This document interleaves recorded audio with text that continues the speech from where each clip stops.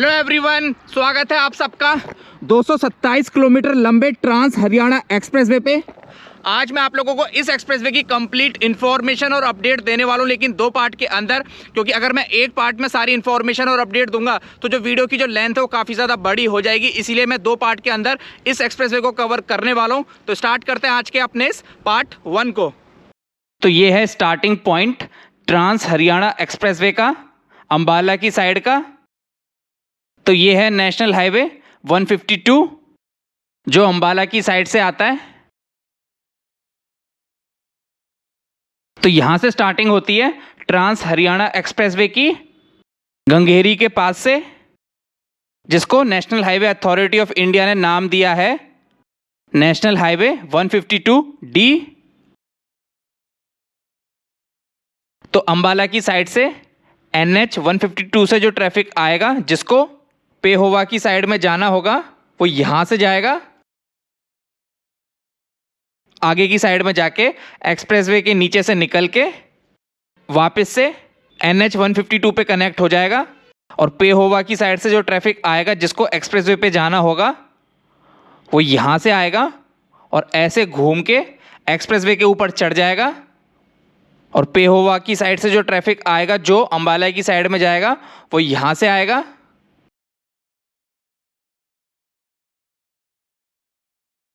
और एक्सप्रेसवे से जो ट्रैफिक एग्जिट करके अंबाला की साइड में जाएगा, वो यहां से जाएगा।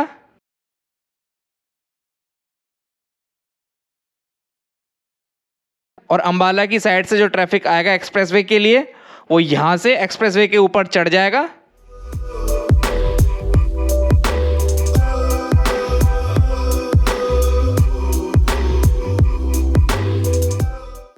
और एक्सप्रेसवे से जो ट्रैफिक एग्जिट करके पेहोवा की साइड में जाएगा, उसके लिए यहाँ पे रैंप बनाया गया है।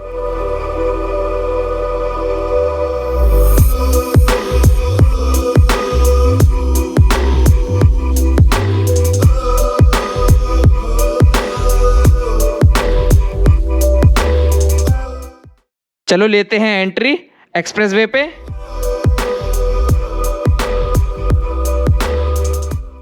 और ये आ गया किलोमीटर का पहला बोर्ड जो एक्सप्रेसवे के साइड में लगाए जाते हैं। तो अंबाला वाली साइड से जो किलोमीटर के बोर्ड लगाए गए हैं, वो बढ़ते हुए क्रम में लगाए गए हैं।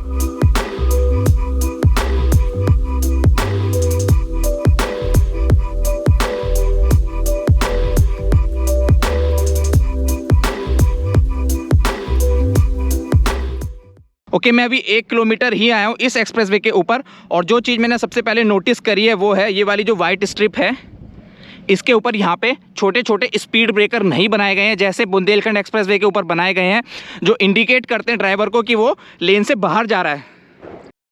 ट्रांस हरियाणा एक्सप्रेसवे 227 किलोमीटर लंबा 6 लेन का एक्सिस कंट्रोल्ड एक्सप्रेसवे है। ये एक्सप्रेसवे हरियाणा के 2 शहर अंबाला और नारनौल को एक दूसरे से कनेक्ट करता है। इसे अंबाला नारनौल एक्सप्रेसवे भी कहते हैं।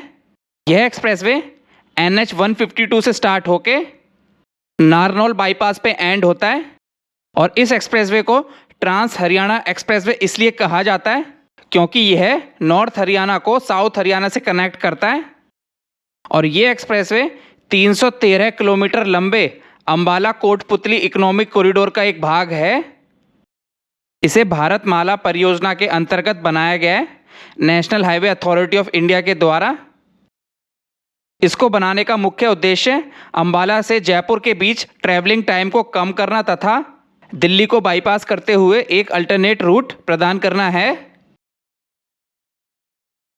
इसको बनाने की घोषणा 2018 में की गई थी तथा 14 जुलाई 2020 को माननीय नितिन गडकरी जी ने इसकी आधारशिला रखी। इसके निर्माण की लागत 5,108 करोड़ रुपए है और इसके निर्माण के लिए 1826 एकड़ जमीन का अधिग्रहण किया गया है, जिसके लिए 529 करोड़ रुपए किसानों को मुआवजे के रूप में दिए गए हैं। और ये एक्सप्रेसवे हरियाणा के 8 जिलों से होकर गुजरता है, जो हैं कुरुक्षेत्र, करनाल, कैथल, जिंद, रोहतक, भिवानी, चरखी दादरी और महेंद्रगढ़। और ये एक्सप्रेसवे इन 8 जिलों के 112 गांव से गुजर रहा है। अर्थात इस एक्सप्रेसवे को बनाने के लिए 112 गांवों की ज़मीन का अधिग्रहण किया गया है। इस एक्सप्रेसवे को ईपीसी मॉडल पे बनाया गया है और इस एक्सप्रेसवे की डेडलाइन एंड 2021 थी, लेकिन कोरोना महामारी के कारण इसके काम में देरी हुई और इसको 1 अगस्त 2022 से ट्रैफिक के लिए ओपन कर दिया गया है। तो इसे 2 वर्ष के रिकॉर्ड समय में बनाकर तैयार कर लिया गया है और इसकी जो ROW है, राइट ऑफ वे, वो 70 मीटर की है और इसमें 122 ब्रिज और अंडरपास बनाए गए हैं।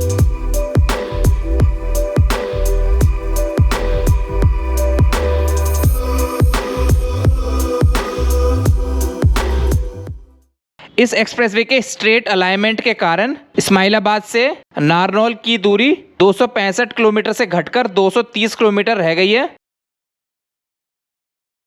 कुरुक्षेत्र 25 किलोमीटर, करनाल 60 किलोमीटर और नारनौल 229 किलोमीटर। तो पहला एग्जिट आने वाला है कुरुक्षेत्र का।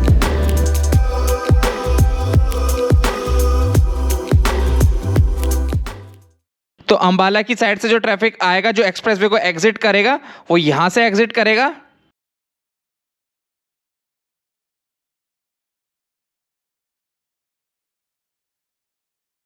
और आगे की साइड में जाके आ जाता है ये राउंड अबाउट और इस साइड में है कुरुक्षेत्र। और जो ट्रैफिक एक्सप्रेसवे के ऊपर चढ़ेगा वो यहां से चढ़ेगा और इस साइड में है पेहोवा। तो जिस ट्रैफिक को एक्सप्रेसवे के ऊपर चढ़ना होगा अंबाला की साइड में जाने के लिए, वो यहां से चढ़ेगा। तो यहां पे एक्सप्रेसवे से नीचे की साइड में उतरने के बाद दोनों साइड में राउंड अबाउट बनाए गए हैं और इस इंटरचेंज पे कोई टोल प्लाजा नहीं बनाया गया है।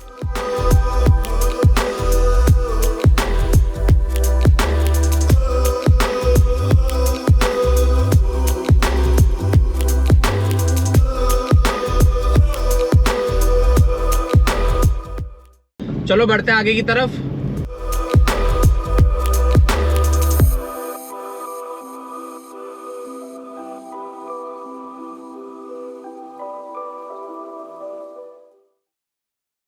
अभी तक मस्त ब्लैक टर्मैक रोड थी, लेकिन आगे की साइड में देख सकते हो सीमेंटेड रोड हो चुकी है, क्योंकि आगे की साइड में आ चुका है पहला टोल प्लाजा, जो आता है अराउंड 16 किलोमीटर के बाद स्टार्टिंग पॉइंट से। और इसके बाद जो अगला टोल प्लाजा आएगा, अगर आपको नारनौल की साइड में जाना है, तो वो आएगा लास्ट के 6 से 7 किलोमीटर में इस एक्सप्रेसवे के। तो यहाँ पे एक साइड के ट्रैफिक के लिए 10 लेन बनाई गई हैं और जो टोल टैक्स है वो है 335 रुपये का, अगर आप अंबाला की साइड से नारनौल जाओगे तो। चलो बढ़ते हैं आगे की साइड में टोल प्लाजा से।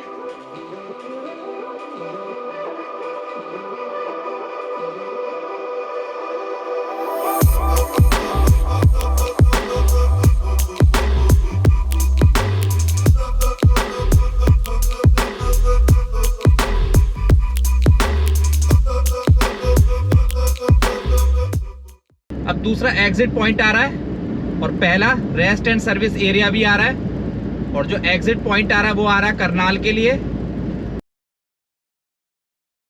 लेकिन उससे पहले मैं आप लोगों को एक चीज दिखाता हूं।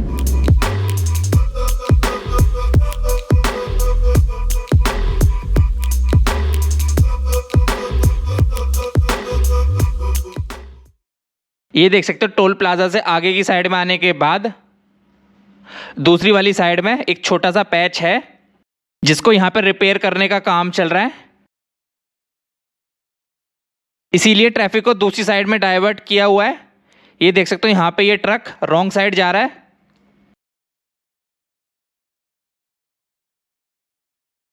आगे की साइड में आने के बाद उसी साइड में एक छोटा सा पैच और है जिसकी रिपेयरिंग का काम चल रहा है।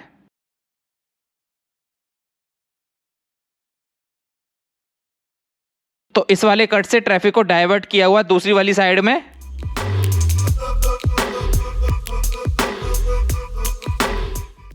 और वो आ गया सामने की साइड में पहला रेस्ट एंड सर्विस एरिया। तो रेस्ट एंड सर्विस एरिया के लिए जो ट्रैफिक जाएगा वो यहां से एग्जिट करेगा एक्सप्रेसवे को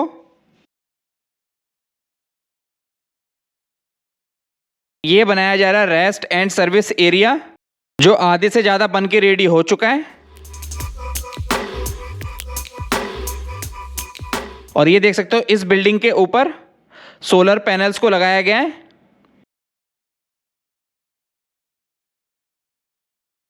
और ये बनाई गई है यहाँ पे पार्किंग, और दूसरी साइड में भी रेस्ट एंड सर्विस एरिया बनाया गया है। तो ये वाला जो रेस्ट एंड सर्विस एरिया आता है, ये आता है स्टार्टिंग पॉइंट से अंबाला वाली साइड से अराउंड 22 किलोमीटर के बाद। तो दूसरी साइड का भी रेस्ट एंड सर्विस एरिया आधे से ज़्यादा बन के रेडी हो चुका है। इस एक्सप्रेसवे के ऊपर total 12 rest and service area बनाए गए हैं, दोनों साइड में 6-6।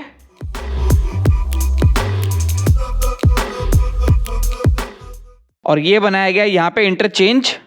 तो आप लोगों को इस एक्सप्रेसवे पे स्टार्टिंग और एंड के अलावा 14 एंट्री और एग्जिट पॉइंट देखने को मिलेंगे, और 16 टोल प्लाजा बनाए गए हैं। और ये वाला जो इंटरचेंज बनाया गया है, ये बनाया गया करनाल के लिए और कैथल के लिए।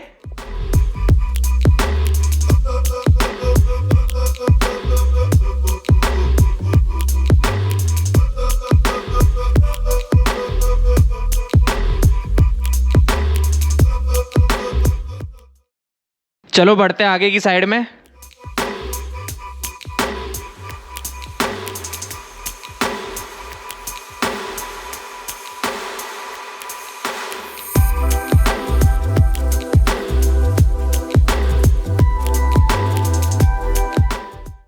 ओके, आगे की साइड में एग्जिट नंबर 3 आ रहा है कैथल और करनाल के लिए।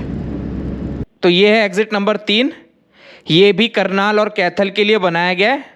तो आप लोगों को इस एक्सप्रेसवे के ऊपर कुछ डिस्ट्रिक्ट के लिए एक से ज़्यादा एग्जिट और एंट्री पॉइंट मिलेंगे, क्योंकि इस एक्सप्रेसवे का अलाइनमेंट 15 नेशनल हाईवे तथा अनेक स्टेट हाईवे को इंटरसेक्ट कर रहा है।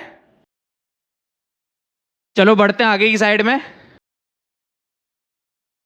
और ये आ गया दूसरा रेस्ट एंड सर्विस एरिया, जो आता है अराउंड स्टार्टिंग पॉइंट से 50 किलोमीटर आने के बाद। तो यहाँ पे जो अभी काम चल रहा है वो चल रहा है रेस्ट एंड सर्विस एरिया की बिल्डिंग बनाने का, जो आधे से ज़्यादा यहाँ पे कंप्लीट हो चुका है।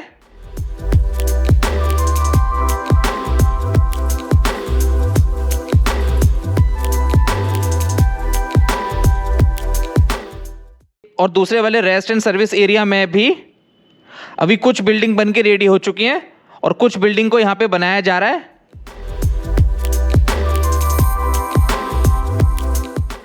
और एक्सप्रेसवे के साइड में बहुत सारी जगह मैसेज देने वाली पेंटिंग बनाई गई है और स्लोगन लिखे गए हैं।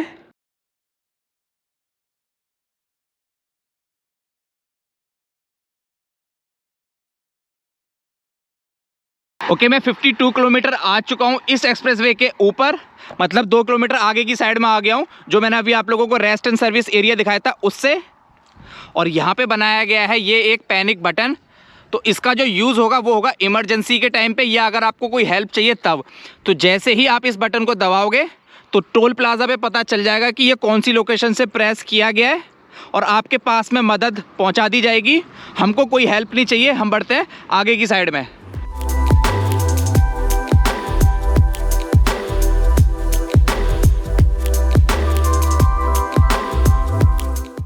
और इस एक्सप्रेसवे पे जो स्पीड लिमिट है कार्स के लिए वो है 100 किलोमीटर की, और ओवर स्पीडिंग पर वार्न करने के लिए हूटर लगाए गए हैं। अगर वार्निंग मिलने के बाद भी व्हीकल की स्पीड कम नहीं होती है, उस गाड़ी का चालान काट दिया जाएगा और अकाउंट से पैसे काट लिए जाएंगे। अगर अकाउंट में पैसे नहीं है तो उस गाड़ी को पैसे दिए बिना एग्जिट नहीं करने दिया जाएगा टोल प्लाजा पे। और इस एक्सप्रेसवे पे हाई डेफिनेशन कैमरे लगाए गए हैं, जिनकी रेंज 2 किलोमीटर तक है। लेकिन अभी कैमरे की, सोलर पैनल्स की और हूटर की जो वायरिंग का काम है वो रह गया है, इसीलिए अभी इस सिस्टम ने काम करना स्टार्ट नहीं किया है। और ये आ गया चौथा इंटरचेंज जो बनाया गया है कैथल और पानीपत के लिए। और ये सेम वैसा ही इंटरचेंज है जैसा कुरुक्षेत्र और पेहोवा के लिए बनाया गया है, बस फ़र्क इतना है दोनों में कि इस वाले इंटरचेंज पे टोल प्लाजा है।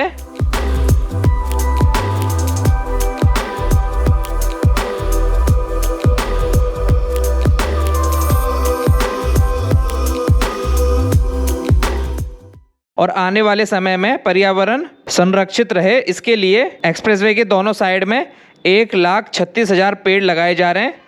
इसके साथ साथ एक्सप्रेसवे के प्रत्येक 500 मीटर की दूरी पर रेन वाटर हार्वेस्टिंग सिस्टम लगाया गया है, जिससे अंडरग्राउंड वाटर के लेवल को इंक्रीज करने में मदद मिलेगी।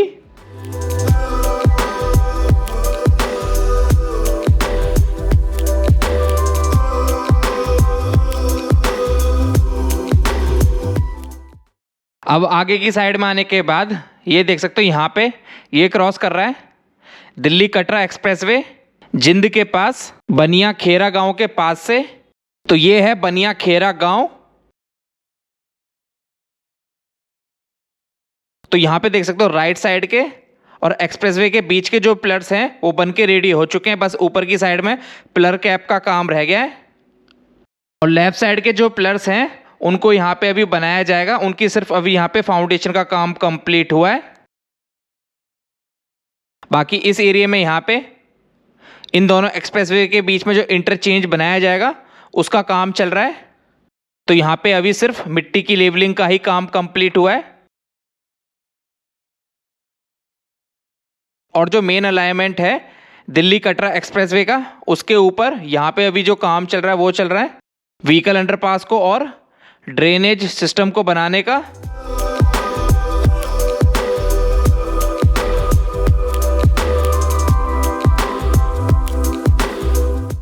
और Delhi Katra expressway trans Haryana expressway को 75 किलोमीटर के माइलस्टोन पे क्रॉस कर रहा है। और ये वाला जो इंटरचेंज बनाया गया है ये बनाया गया है पानीपत और जिंद के लिए।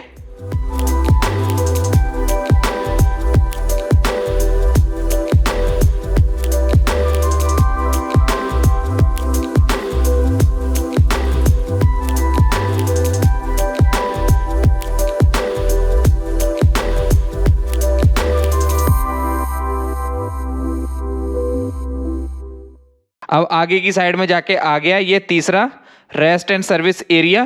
तो यहाँ पे देख सकते हो स्टार्टिंग में पेट्रोल पंप बनाया जाएगा, तो उसका यहाँ पे काम चल रहा है। और ये वाला rest and service area starting point से अराउंड 93 किलोमीटर के बाद में आता है। और यहाँ पे भी ऑलमोस्ट सारी बिल्डिंग बन के रेडी हो चुकी हैं रेस्ट एंड सर्विस एरिया की। बस एक बिल्डिंग रह गई है जिसके ऊपर अभी यहाँ पे काम चल रहा है, उसकी फिनिशिंग का।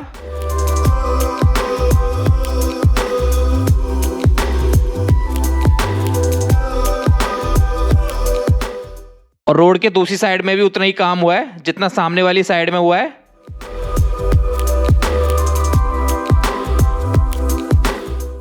और इस वाली बिल्डिंग के ऊपर देख सकते हो यहाँ पे सोलर पैनल्स को लगाया गया है।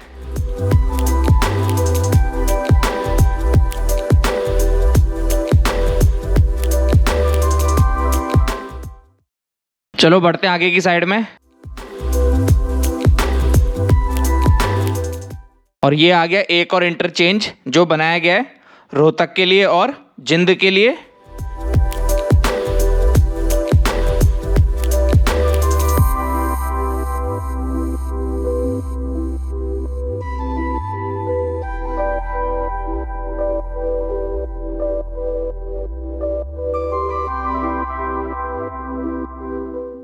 और ये एक्सप्रेसवे इकोनॉमिक कॉरिडोर का पार्ट है, इसीलिए इसके आसपास बहुत सारी इंडस्ट्रीज लगाई जाएंगी जिससे इस एरिया का विकास होगा और यहाँ के लोगों को रोजगार मिलेगा।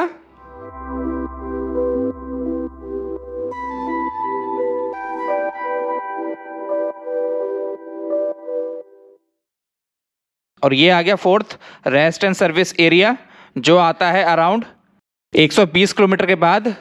तो इस वाले रेस्ट एंड सर्विस एरिया के ऊपर भी उतना ही काम हुआ है जितना अभी तक के रेस्ट एंड सर्विस एरिया पे हुआ है।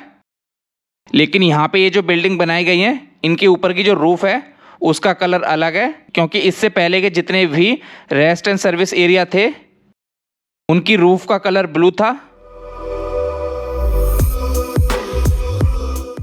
और दूसरी वाली साइड में भी देख सकते हो सेम रूफ के कलर की बिल्डिंग को बनाया गया है।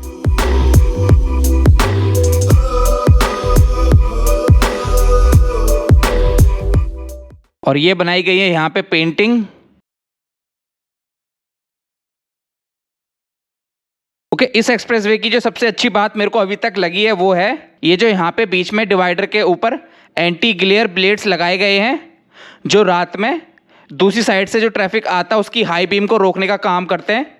ये पूरे एक्सप्रेसवे पे लगाए गए हैं, तो ये चीज़ मेरे को सबसे अच्छी लगी है इस एक्सप्रेसवे के ऊपर।